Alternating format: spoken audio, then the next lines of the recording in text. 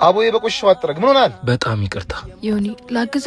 ተይው የኔ ፍቅር የኔ ቆንጆ አንቺን የመሰለች ልጅ ነው ጫማ ማስጠርገው። ትሰማኛለህ? እሷን ተዋትና የምትፈልገውን ነገር ከኔ ጋር አውራ። እከከ ሳታረገብ ፍቅር ምናምን ትላለህ እንዴ? አስጠርጋ ብትሄድ አይሻልም? ስትቆጣ ራሱ እንዴ ለምታምረው ሲያስጠላ እንዴ ሰራ ነው የሚያሽከረክርሽ። ለምን ላፊ ወሬ ታወራለህ? አንተ ከኔ ጋር እኩል አታወራ። ዝም ብለህ ስራ አሰራም እንዴ? እሱማ መች ይቀራል። አንተ ምን ንቀት ነው? ጫሜን አበላሽው። ጫማ ብቻ አይደለም የተበላሽው ጭንቅላትም ጭምር ነው የተበላሽው። እንዳስቀይም አትገፋፋኝ። ምንም ብታደርገኝ እስካሁን ካስቀየምከኝ አይበልጥም። ሲያስጠላ